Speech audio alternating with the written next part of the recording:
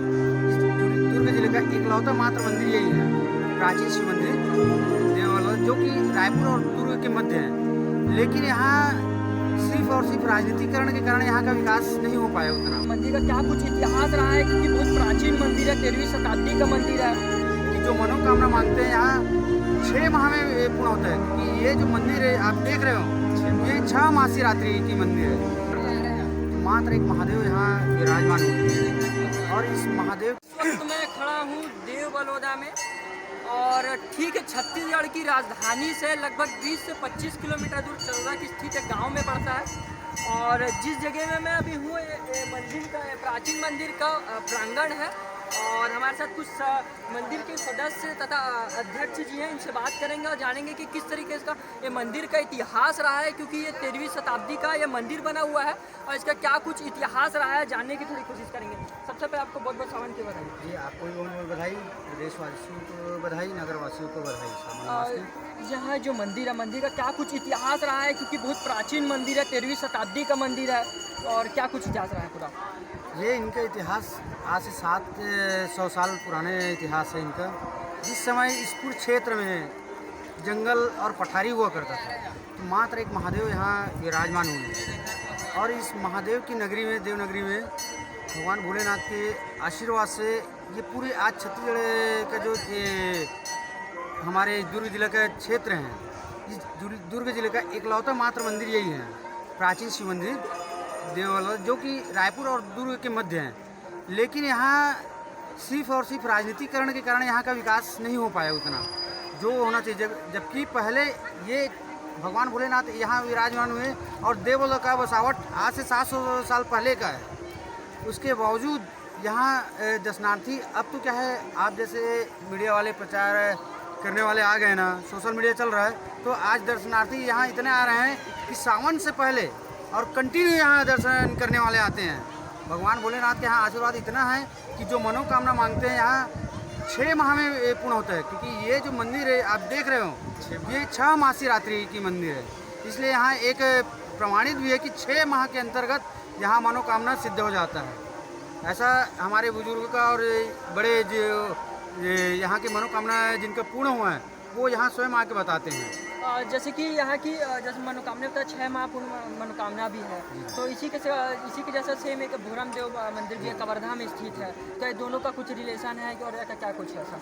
हाँ, बहुत अच्छी बात है आप लोग का।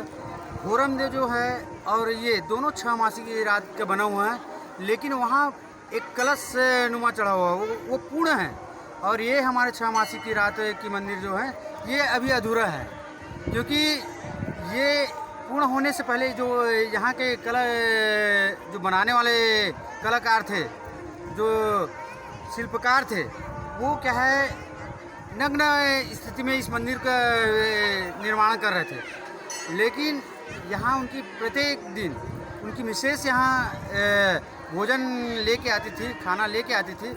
एक दिन क्या हुआ, उनकी बहन, छोटी वाली बहन लेके खाना लेके आ गई। अब यहाँ दूर से वो, यहाँ से कम बस्ती बहुत दूर था और पूरा खाली मैदान था, तो वहाँ जब आ रही थी और ऊपर में चढ़ा हुआ था, जब आके काम चल रहा था, तब उस समय वो देख लिया कि मेरी बहन आ रही है और मैं इस स्थिति में उनके सामने कैसा सामना करूं। कोई भी भाई अपने बहन के सामने यहाँ तक वो छोटा कपड़ा पहन के नहीं रह सकता। तो वो जब स्थिति देखा, तो जब पास आया ना, तो अब कहाँ जाऊँ कहाँ नहीं, क्योंकि उस समय ये पूरा खाली मैदान था, यहाँ कुछ रखने का, कुछ रहने का कोई व्यवस्था नहीं था। तो वो क्या किया कलाकार ने, उस शर्म से, ये बावली आपको दिख रहा होगा, इस बावली में उसने ये छलांग लगा दिया। उसके बाद ये यहाँ का जो शिल्पकार है वो निकल गया आरंग, ऐसा पूर्वजों का बोलने का है, और यहाँ से एक सुरंगनामा है वहाँ से, है ना। अब वो जब शिल्पकार का देखा कि मेरा भाई हो गया, उनकी बहन देखी कि मेरे भाई कूद गए करके, उनकी बहन भी यहाँ छलांग लगाई। जब मेरा भाई नहीं है तो मैं यहाँ रह के क्या करूँगी। वो जब यहाँ वो भी छलांग लगाई, तो उनका अभी भी एक करसा तालाब है अपने बगल में, मंदिर के बगल में, वहाँ आज भी उनका प्रतिबिंब है, जो आप जब खाली हो जाएंगे देखोगे। जो बड़ी सब्जी बना के मटका में लेके उठा के लेके आई थी, उसका पूरा स्वरूप यहाँ निकला हुआ है। ये प्रमाण है हमारे देवनगरी का, जो भोलेनाथ ने आज इतिहास है। जहाँ एक समय भी था, ये हमारे बाबूजी यहाँ के, मैं यहाँ का प्रॉपर हूँ, और मेरे बाबूजी यहाँ का जब वो छोटे छोटे थे 12-15 साल के, उस समय यहाँ बहुत विकट वो स्थिति आया था कि पानी नहीं गिर रहा था।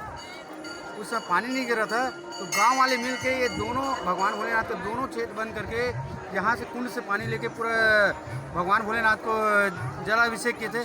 लेकिन ऐसा नहीं हुआ कि भोलेनाथ का शिवलिंग डूबा, जितने पानी डालते गए वो उतने शिवलिंग बड़ा हुआ। ये प्रमाणित है हमारे गांव के कि आप किसी भी बुजुर्ग से पूछ लोगे वो आपको बता देंगे।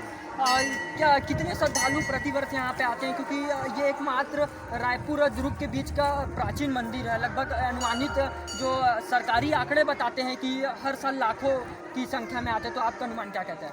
हाँ, लाखों की संख्या में आते हैं, ये बहुत सही बात है। क्योंकि यहाँ ना ये तो सावन है, अब आप कभी भी संडे के आ जाइए या कोई भी एनी डे, यहाँ हमेशा भीड़ नजर आएंगे। क्योंकि अब क्या है, भक्ति का भाव जो है ना वो जागृत हो चुका है।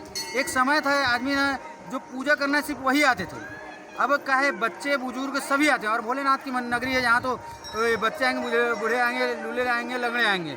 उनका एक जो श्रद्धा का केंद्र है ना, वहाँ हर एक प्रकार के भोलेनाथ के भक्त हैं और यहाँ लाखों की संख्या में आते हैं। ये महाशिवरात्रि बहुत भव्य होता है। यहाँ रुद्र महायज्ञ होता है 5 दिवसीय, जिसमें 5 कुंडी रुद्र महायज्ञ करते हैं। ये हमारे समिति महादेव सेवा संगठन है जो यहाँ का पूरा देख रेख पूजा स्थली दर्शनार्थी है, उनकी सेवा के लिए आते हैं। क्योंकि ये पुरातत्व विभाग के अंतर्गत आता है। यहाँ की अंदर की देख रेख हमारे पुरातत्व विभाग के कर्मचारी, पुलिसकर्मी, इन लोग की व्यवस्थाएँ रहती हैं। जैसे कि इस बार 8 सोमवार पड़ेंगे 2 महीने में, 19 साल में पहला बार ऐसा अवसर आया है, तो मंदिर में क्या कुछ खास रहेगा इस बार? ये तो बहुत कृपा भोलेनाथ की, बहुत समय बाद ये 8 सोमवार आ रहे हैं और ये 8 सोमवार बहुत ही प्रतिफल है जो उपवास रहने वाला। ये पहले क्या 4 सोमवार थे, इस बार 2 गुना है। ये शास्त्रों के अनुसार और हमारे वेदाचार्य लोग बोलते हैं कि ये जो समय है इसमें जो उपवास रखेंगे, जो श्रद्धा रखेंगे, उनका फल बहुत जल्दी होगा। क्योंकि ये 19 साल बाद आए हैं और यहाँ हमारा 21 तारीख और 28 अगस्त 2 जो हैं आखिरी हैं, इसमें भव्य आयोजन किए हैं। 28 अगस्त को महाभोग भंडारा है वो, जिसमें बैठा के उनको भक्तगण को किसी को तकलीफ ना हो उसके लिए चेयर व्यवस्था है। उनके लिए भजन कीर्तन सुबह से जो चालू रहेगा वो रात्रि 10 बजे तक चलेगा। उसमें जो महाशिवरात्रि में हम लोग वो करते हैं यज्ञ, जिसमें बैठते हैं श्रद्धालु, उनका सम्मान इस सावन में होना है। हर साल की वर्ष की भांति इस साल भी ये आयोजन है, जिसमें लाखों की खर्चा और लाखों की भीड़ रहेंगी। जिनका व्यवस्था हम लोग सारी व्यवस्था करके रख चुके हैं, तैयारी सब हो चुका है। और आप चाहोगे देखोगे जितने भक्त आते हैं सबको प्रसाद वरसाद। पहले क्या ये व्यवस्था नहीं होती थी, क्योंकि यहाँ क्या है पंडित पूजा नहीं करते थे। आज बिना पंडित के यहाँ पूजा नहीं होता। ये हो गई अध्यक्ष जी की बात हो गई। हमारे साथ समिति के और भी कुछ लोग उनसे बात करेंगे। इस बार क्या कुछ सावन में नया रहेगा यहाँ पे? सबसे पहले तो श्रावण मास की दूसरा सोमवार आप सभी श्रद्धालुओं को हार्दिक शुभकामनाएं।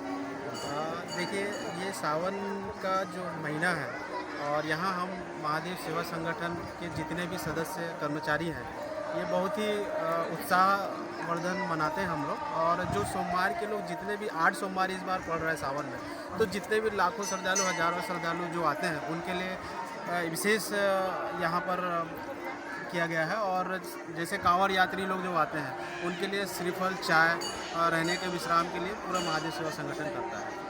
लगभग कितने वर्ष से प्रतिवर्ष मनाया जा रहा है सभी को? किस बार 8 सोमवार पड़ा है, तो जैसे कुछ नया ही रहेगा तो बताए, जैसे उन्होंने बताया कि भंडारा का व्यवस्था क्या कुछ रहेगा? नहीं, ये प्रत्येक वर्ष हर सोमवार और सोमवार नहीं भी रहे तो अनेक श्रद्धालु अपने अपने हिसाब से यहाँ पर किया जाता है। सभी के लिए यहाँ पर वर्जित है, ऐसा नहीं कि कोई नहीं कर सकता, अपने मन इच्छापन के अनुसार मनाया जाता है। तो हमारा सेवा संगठन ऐसा है कि 8 सोमवार है, तो 8 सोमवार में जैसे हम 21 तारीख को बहुत एक भव्य यहाँ पर एक रामायण कार्यक्रम रखा गया है। उसके बाद 28 तारीख जो लास्ट सोमवार पड़ेगा वो दिन भर महाभोग भंडारा कार्यक्रम, सभी चीज़ यहाँ।